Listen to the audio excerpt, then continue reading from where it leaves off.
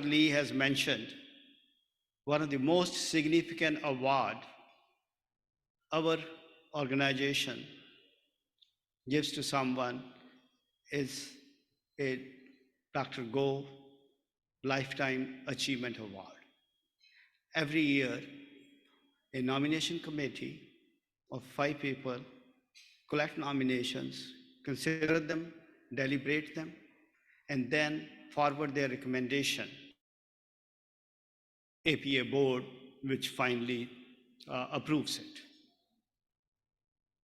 And we have probably one of the most distinguished pancreatologists who got this award for last, I think this is 23rd award, if I'm not wrong. It was started in 2000 when Dr. Go provided the initial endowment for this, and he was the first recipient of this award in 2000. Since then, 22 other, actually 21 of those were more distinguished.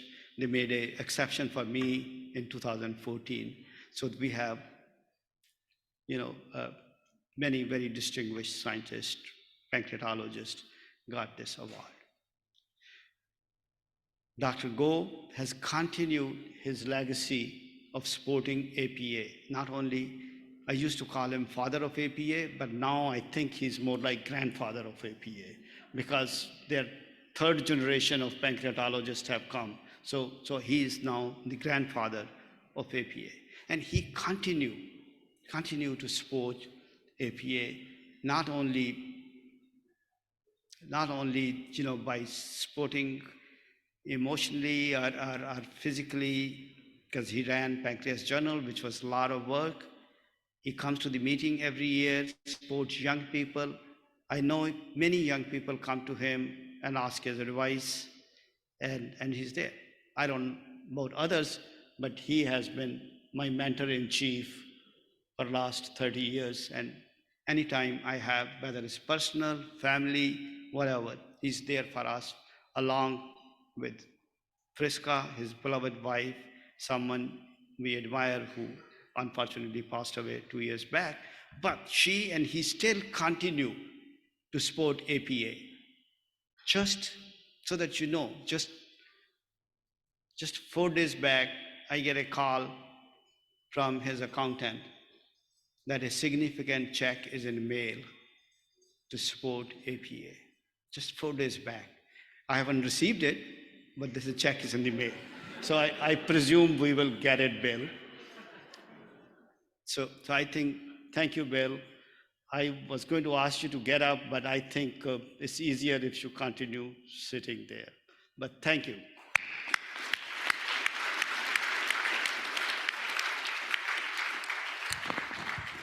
So this year, the award will go, which is very competitive. I mean, there are many nominations and there's a lot of thought process which goes into that.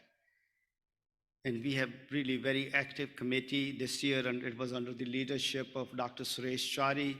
He, again, for family reasons, he could not be here today. And that committee with many distinguished members, including our board member and hopefully incoming president-elect, Melina Ballon. So they, and Dr. Hussain, Suhail Hussain, so they recommended, and the board, I've been on board for 20 years. I've never seen any decision voted as quickly, as enthusiastically as this year's nominee. My great friend, a great pancreatologist, a great leader, Dr. Darman Conwell.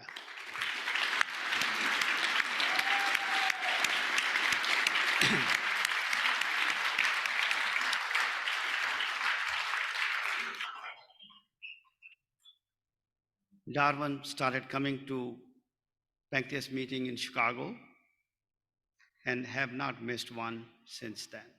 He was our president 4 years back or 3 years back, but it's just, I mean, I can go on describing Darwin forever, but you don't want that, because I want others to tell about that. He's my great friend, someone I love. I had a He's one of the best presidents I worked with, except he never told. I was his secretary and he never told me how he likes coffee. I think he doesn't like coffee. So normally I'd like to know how, I'm the secretary, so secretary's job is to provide coffee for the president, and he didn't tell me that. So, but irrespective, Darwin worked very closely with his mentor, a great pancreatologist, past president of APA, IAP, himself Go Award awardee, someone who's really great friend of APA since that is Dr. Peter Banks. So I request Peter to come and spend 5 minutes talking about his relationship with Darwin and pancreas. Peter?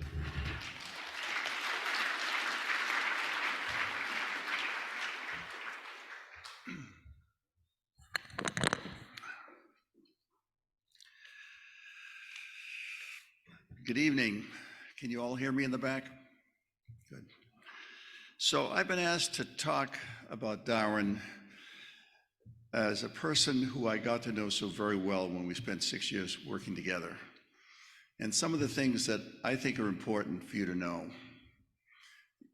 If you want to know his CV and all the absolutely wonderful things he's done, the booklet that has come out and has a full page of all his accomplishments, which are really remarkable.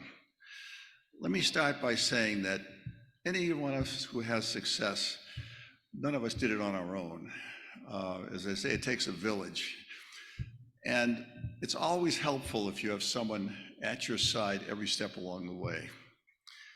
And Darwin has been very fortunate to have a wonderful wife, Kathy, who has been with him every step along the way. And I want Kathy to stand up and be recognized.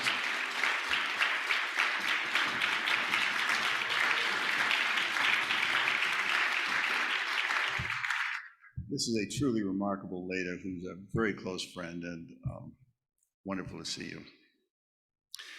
So let me tell you some things about Darwin. I'm going to focus on 3 things. I'll start by saying I've never seen anyone more passionate about the pancreas than Darwin. It's 24/7 with ideas that flow, good ideas, good thoughts about how to do research, how to do it better. Mind is always working, 24/7.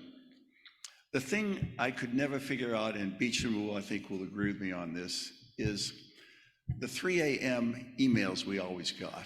Because what we couldn't figure out, whether that was his last email before going to sleep or the first email when he woke up and go to work. But he was just nonstop action. He took research more seriously than anyone I know. He had a vision about chronic pancreatitis and try to make an earlier diagnosis, and we hooked him up with Hanno Steen at Children's Hospital and proteomics.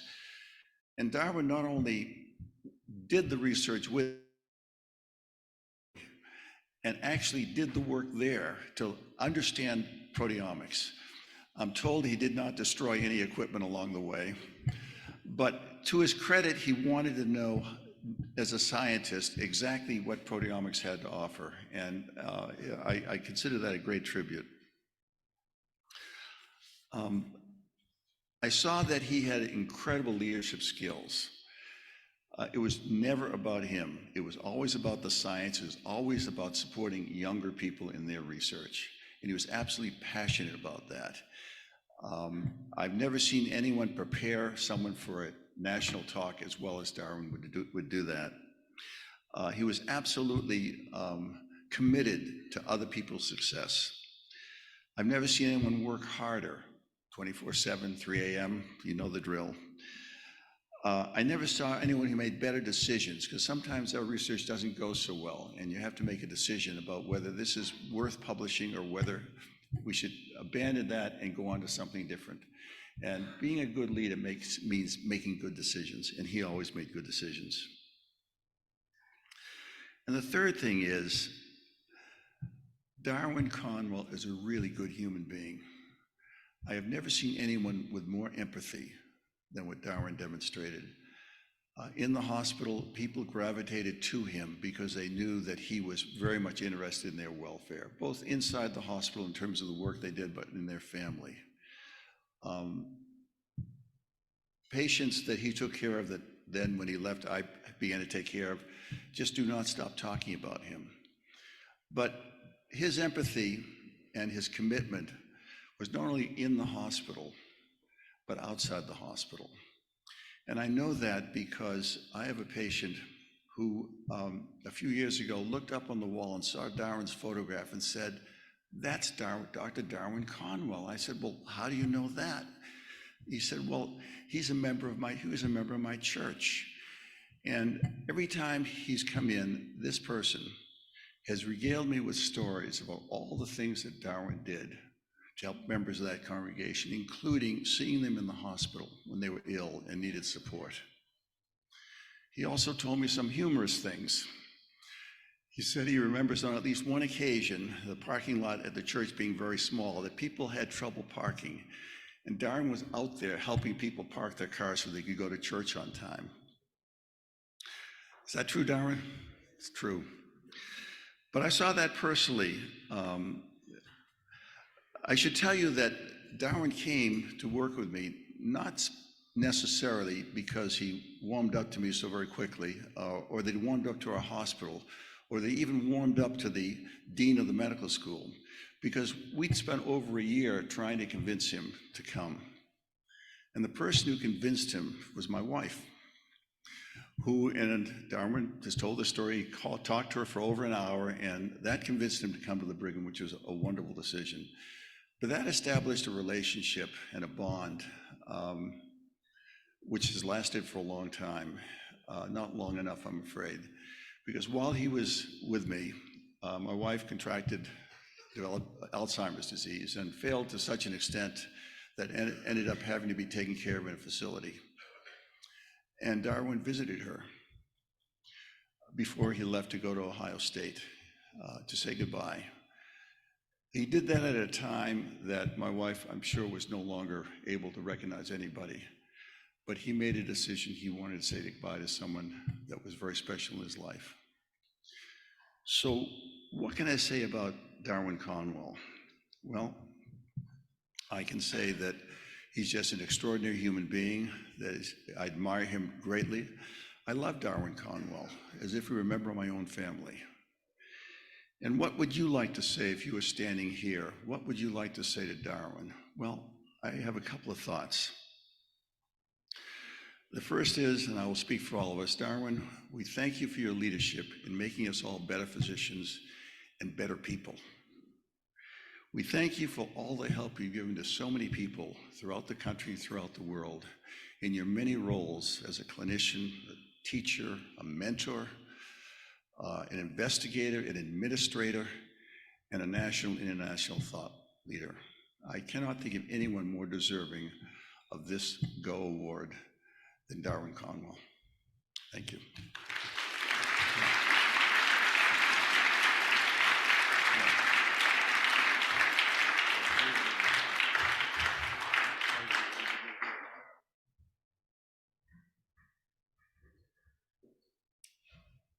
Thank you.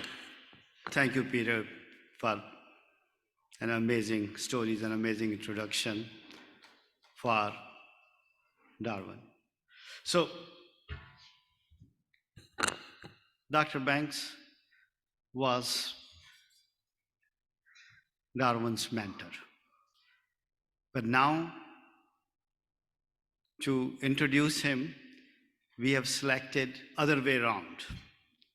From mentor, now we go to his mentee-in-chief. So Jubeda, who Darwin has mentored for years, is going to introduce our awardee, Dr. Conwell. Jubeda?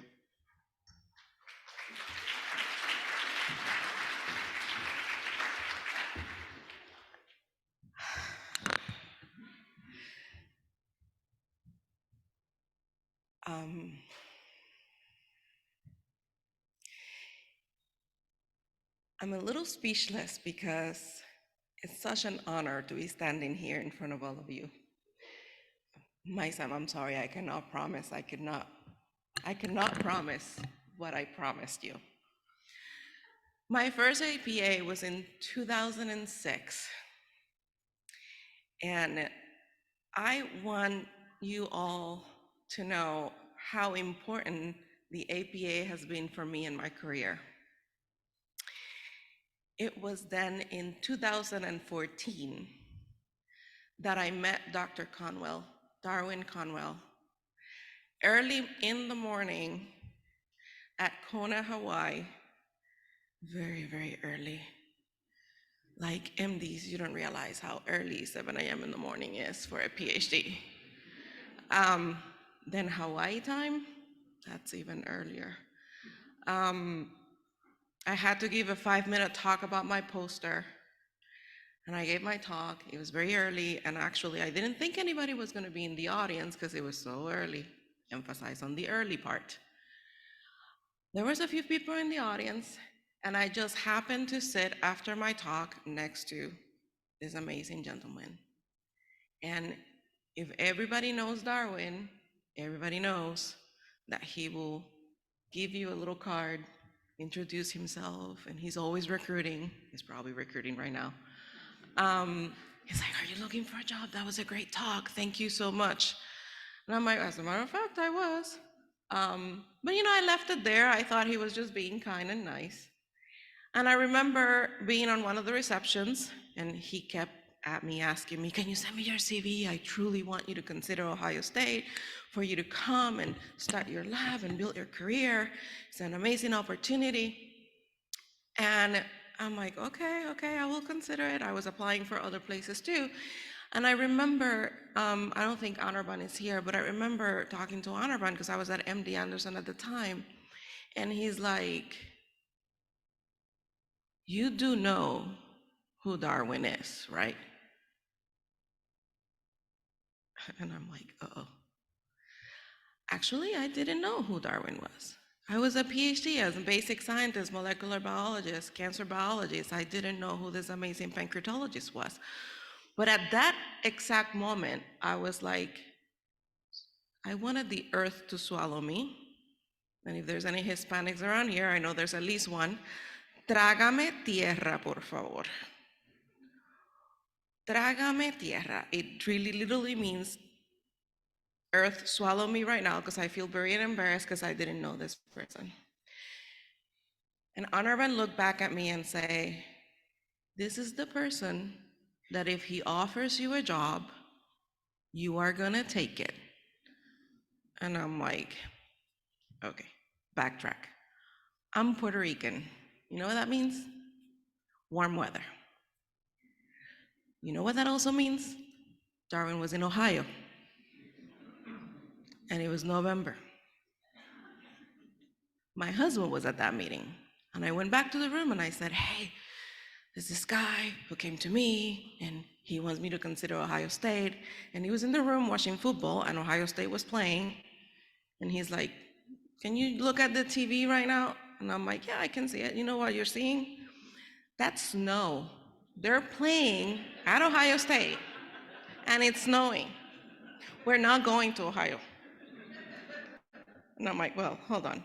I feel embarrassed to say that, but I didn't know exactly where in the Midwest Ohio was, so I had to Google that.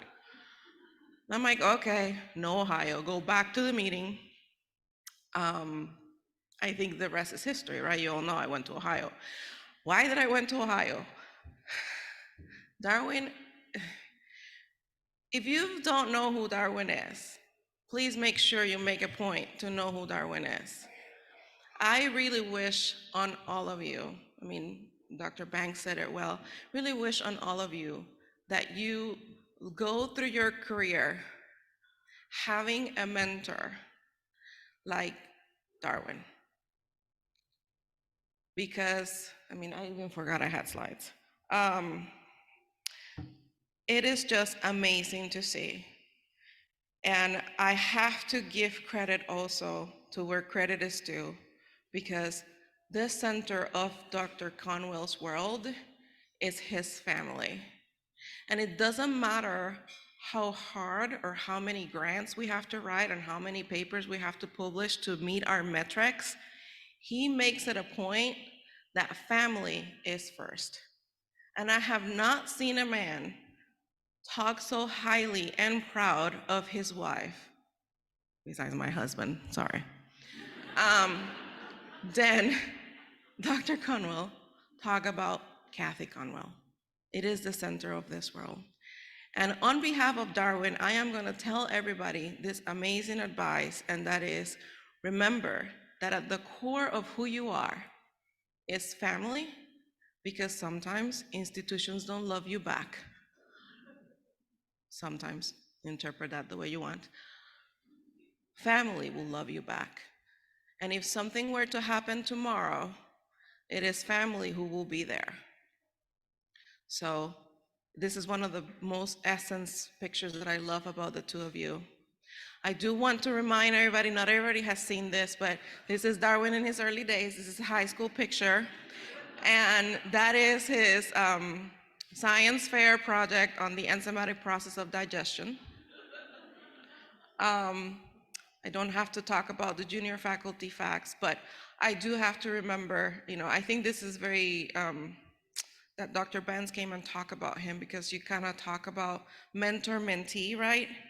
And he speaks so highly of his mentees.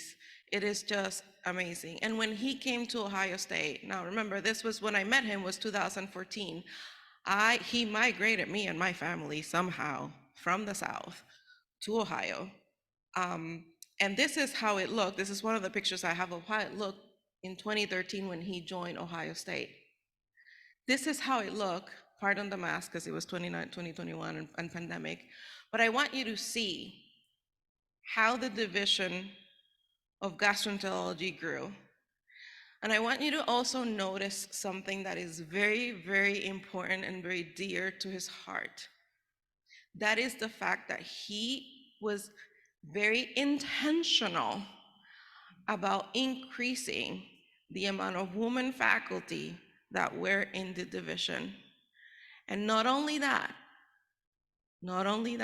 he also increased the diversity that was in the division, because he felt that it was very important to the patients of the division and to our research and academic mission that that diversity was grown. Even when others didn't see it, his vision was seen. And this is an example of that. Not only that, before he left, he put the division and the Department of Surgery in the map. This is not something that PhDs normally follow and maybe appreciate, but I think all of you MDs will appreciate what this meant for a division that was in rank at the time. And you all know, if you know Darwin, I want you to take your phones, if you have your phones right now, and take a selfie of yourself looking this way or with Darwin. I'm gonna take a selfie right now, because this determines the essence of this man. He was always on the phone taking pictures.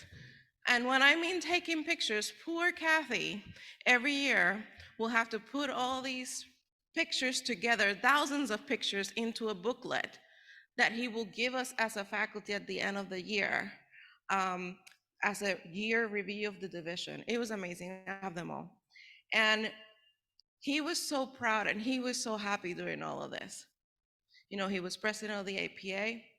But this is, and Dr. Banks pointed to this, and I'm sorry this is taking long, but I think it is important that you all appreciate how important this is. Darwin is what is the definition of a servant leader. It is one of those leaders that, imagine that you're climbing Everest, and our careers are like climbing Everest. Come on, you all know that. It's very hard. You're climbing, you work, you fall, you fall again, you continue to fall, and you fall even more. But if you have mentors like him, he will lift you up. He will lift you up. He will not put more burden on you. He is that kind of person that when you go to his office, he will say, "How can I help you today?" It is unbelievable. You guys don't understand how unbelievable this is. Not only that, he has more energy than all of us combined. And this faculty was junior like there's a lot of junior faculty.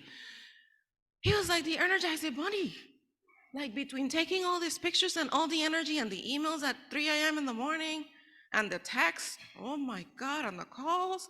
My husband was like, who is this? And I'm like, oh, don't worry, he's my boss.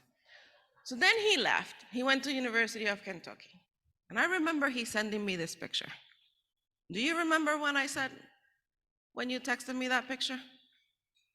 You probably don't remember. I do remember. And I said, you're too serious. Why are you so serious? He's like, it's a serious matter. I just became chair of internal medicine. And I'm like, okay, I understand you became chair of internal medicine, but your essence needs a smile. So I'm glad this new picture came out.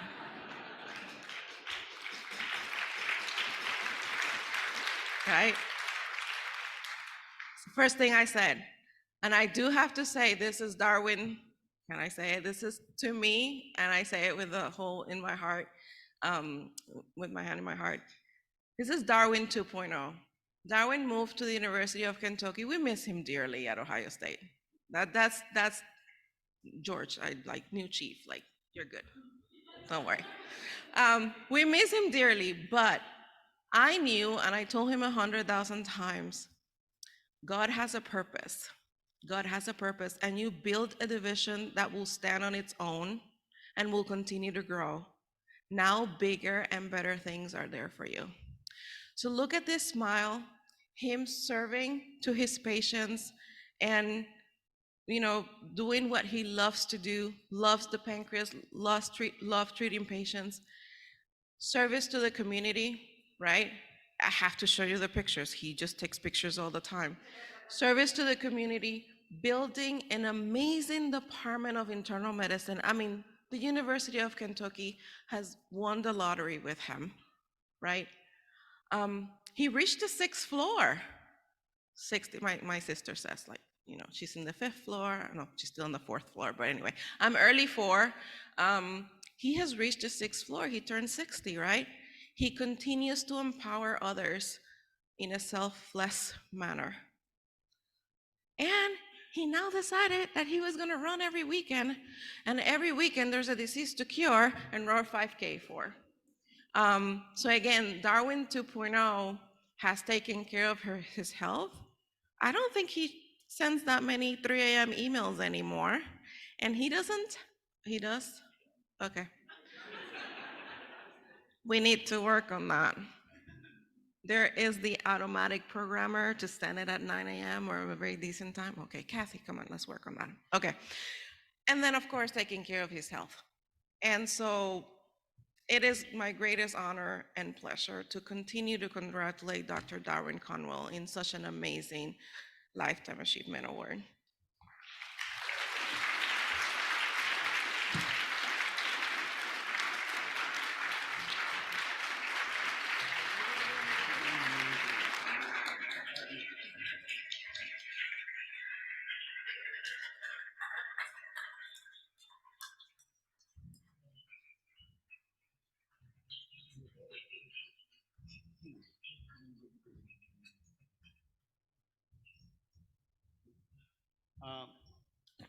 Will, Dr. Go if you can, otherwise Will represent you. And anyone else from Lucas, Lisa, please join.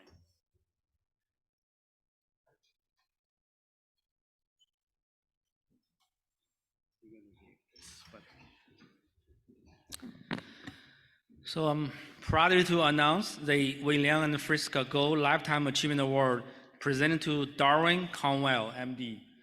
Congratulations, Darwin.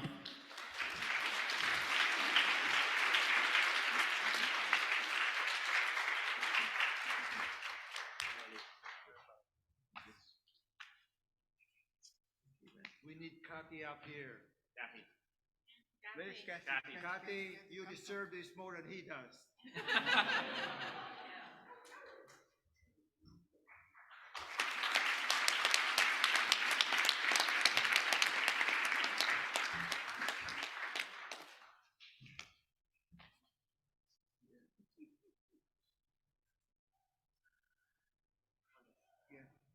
Okay.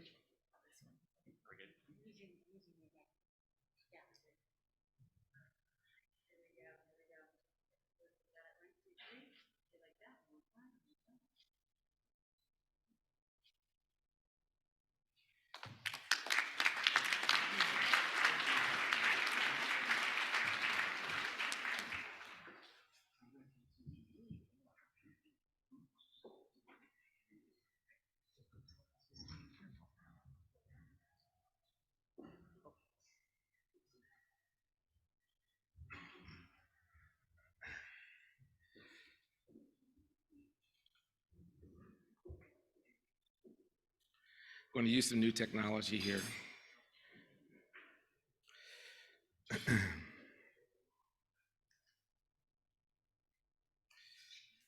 So I want to thank Peter and Zobeda, the APA, and just everyone for this award. And it's just really very special to me. And I'm just really happy and really overwhelmed to get this award. I mean, Dr. Go and I go way, way back, and I'll tell that story shortly.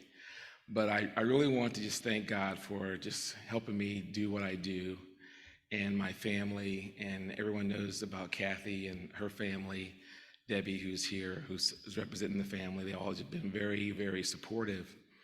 You know, I was just blessed to have these amazing parents who just loved me and nurtured me and cared for me and kept picking me up when I fell and just told me, you can do it and you can become something and you can be the first to go to college and our family, and you can be a doctor and you can be a chemist and you can do this. And we had no idea how to do it. We were from Appalachia, and things were really rough at times. And I remember filling out the financial aid form to college wrong. My mom and dad and I did the best we could. We'd never done that before, and it came back to us, and we had to get our guidance counselor to help us fill that form out. And we had some challenges along the way. And I started this journey back in 1981 in pre-med chemistry at Ohio University. But I really want to thank all of you for what you have done for me over the years. And I really feel that this organization is the most diverse organization that I've ever been in. And I don't feel any different than anybody else in this room when I come to the APA. And it's been that way all the way back to Chicago, in those terrible hotels with no hot water. And those of us who are old enough remember those hotels. They were bad hotels. And plus Chicago was very cold. And but the best APA, in my opinion, was when Chris Forsmark and Peter Banks combined. It was a combined APA, IAP in the early 2000s. And that APA really just blew me away. And I remember having a couple oral presentations one year at the APA on the endoscopic pancreas function test. And the people here, the senior people here, they eviscerated me. They tore me apart. And I took notes and I went back, and they made me a better researcher, a better scientist, and made me prove the test was worthwhile. And I could never thank them enough for doing that for me. And I do want to tell you that you've got to believe in yourself. You've got to believe in you. It's very, very important that you do that. I would also want to tell you that it's not going to be easy to do what you're setting out to do, but you can do it. And I want to share with you, when I first started out in doing the pancreas function testing at the Cleveland Clinic, you know, I was the only person there doing this, and I wanted to be a medical pancreatologist. And they allowed me to see 2 patients with pancreatic disease a week. The rest of the patients were, you know, abdominal pain, bloating, diarrhea, the usual stuff, you know. And but we built that over 13 years to 5 clinics with the APP, seeing 30 to 50 pancreas patients a week: acute pancreatitis, chronic pancreatitis, pancreas masses, cystic neoplasms. And I had this book. It was called The Pancreas. And it was an orange book. You guys remember the orange book? It was written by Bill Go and Jean DiMagno. And that was the book. That's all I had. I didn't have a mentor. I had that book. And I looked everything up in that book. I read that book cover to cover. And before I went to clinic, I would look in the book. What do you do about a cyst? What do you do about a mass? I looked it up. And that book got me through 13 years. But later on, I just realized that I needed more. And I didn't realize I needed more until Peter called me. And my life took an inflection point at that time because I had been through a very difficult divorce and I was very hurt and disappointed because I felt I had failed at life. But I met this unbelievable lady, and it was Kathy Joe, my Kathy Joe. And she just changed my life. We got married in March of 2007, and we were off to Boston that summer, and our life just transformed. We loved Boston, and Boston was like nothing we had ever experienced before. It was different. It was magical for us. I remember telling her one time, I said, Kathy, it's like Dorothy. She was talking to Toto in The Wizard of Oz. I said, she said, Toto, we're not in Kansas anymore.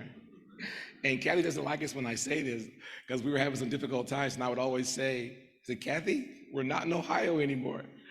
But we enjoyed Boston. Boston was magical for us. I enjoyed the theater, the symphony. Peter took us to the arts, him and Naomi was so special to all of us. She could take you to a museum and tell you everything about anything in the museum, and we just loved her to death, and we miss her. We miss her greatly. She was a special lady.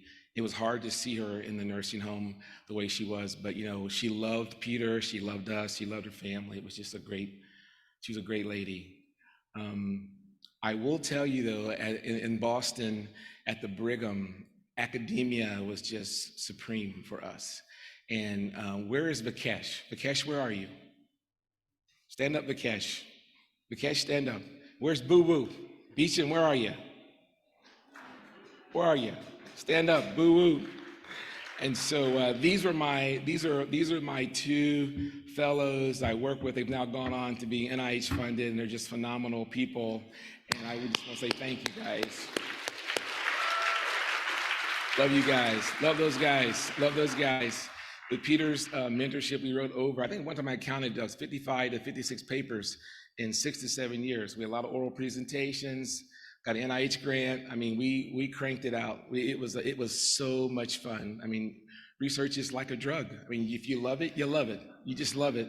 And but then it was time to move back to Ohio, and we had a lot of things going on. My mom got very, very sick with sarcoidosis, and she's still suffering with that right now, with pulmonary hypertension, heart failure, and all the complications associated with that. And Debbie's husband was was gravely ill.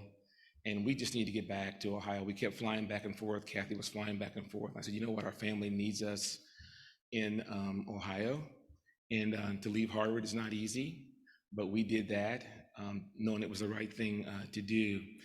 And we went to Ohio State, and I just felt that God had sent us to Ohio State. I just knew it. I said, wow, this is amazing. I said, I think we can do something here. I think we can build something here.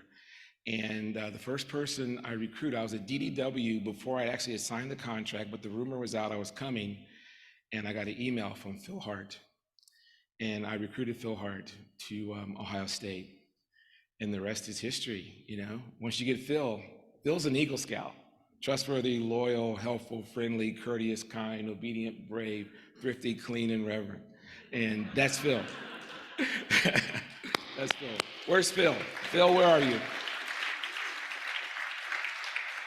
And then I recruited Zobeida, and Zobeida has not even touched her potential yet. She will have 5 to 7 R01s. She'll have a lab of 25 to 30 people. You're going to see it happen. She hasn't even tapped the surface of her potential. It's all in there. And the other person I recruited was George. Where's my man, George? Where are you, George? Stand up, George. I recruited George, and I snuck George out of Pittsburgh, and Dheeraj got upset with me, and he said, Darwin, you're taking George from us. And I said, well, he wants this opportunity. I'm going to help him, support him. But what I wanted was our advanced endoscopists to see true academic advanced endoscopy, and George was doing that. There's very few advanced endoscopists. You can count them on your hand. It's George, it's Greg Cote, it's Joel Munzer, the people that are writing NIH grants as advanced endoscopists year after year and really publishing a lot of papers. And the one thing I'll say about George is I have the most fun writing a grant with George. And Kathy will tell you, when George and I write grants, it's noisy. It's like playing football and rugby and soccer. And I'm upstairs and I'm stomping on the floor on the Zoom call.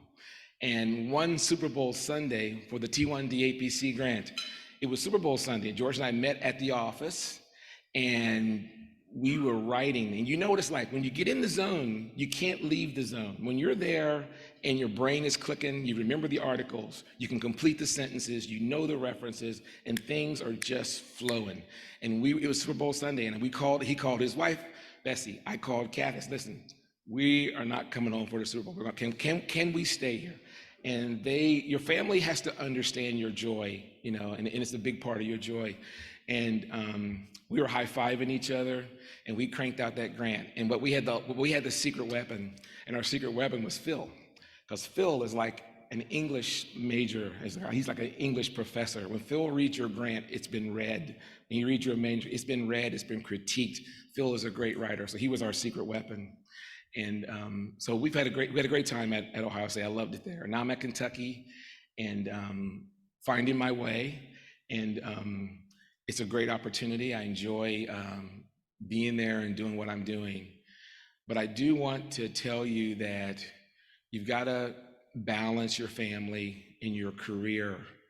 You've got to take care of your family, and don't let your career interfere with your family. And put them first. Make sure that your career is rewarding, it's enduring, it means a lot to you, but don't put it in front of your family. Go to the 5-year-old birthday parties. You can't get those back. You can't get it back, and the time just goes away. I am 60 years old. This is 2023. My goodness, where has the time gone? And I'm no longer climbing the mountain. I'm out on the other side of this, And my life has been blessed. God has blessed me beyond what my wildest dreams. My goal was to make $100,000 a year and become a professor of medicine and become a doctor.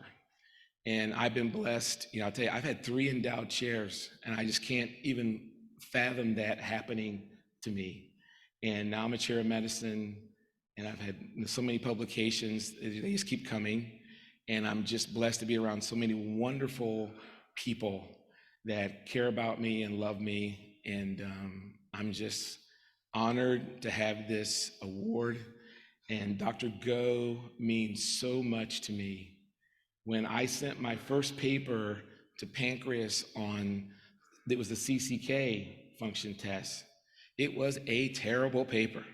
But he called me. This is pre-internet. This is all, phone calls, faxing. He called me and talked to me. He said, we're going to get this paper published. And he actually wrote the paper. He helped me write the paper. He essentially wrote the paper. And I thank him for that, Dr. Go, for helping me get started in my academic journey.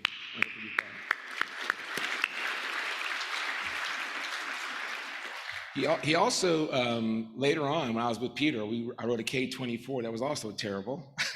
And Peter said, let have Bill go look at this. So he met us in Hawaii, and he had read the K-24, and he just told me, forget it. It's dead in the water. So I appreciated his honesty and his candor, and it's been awesome to have that relationship with him. I do miss his wife, Friska, because we've always take photos. Catherine always take photos with he and his wife, and we just miss her greatly. I know you do too. But I just want to encourage you to just pursue your dreams and your passions. Believe in yourself. You can do it. There's so many people here that have helped me along the way, and I want to just have some audience participation before I wrap up. I'm going to ask you to stand if this is you. If you have been on an abstract with me, stand up. If you've been on a manuscript with me, a grant with me, if you've reviewed one of my grants, if you work with me in Cleveland, if you work with me in Boston, if you work with me in Lexington or Columbus, stand up.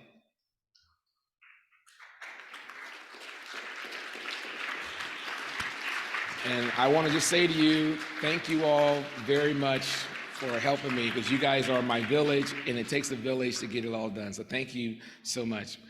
So I'm going to finish with that, and I just want to tell you, just pursue your passions and go after your dreams, and they can come true. I would ask you to, when you go out into the world, you can change the world one child at a time, one good, kind thing at a time that you can do to your fellow man. Our world is challenging, but we need to be the change that we seek in our world. So thank you very much. God bless.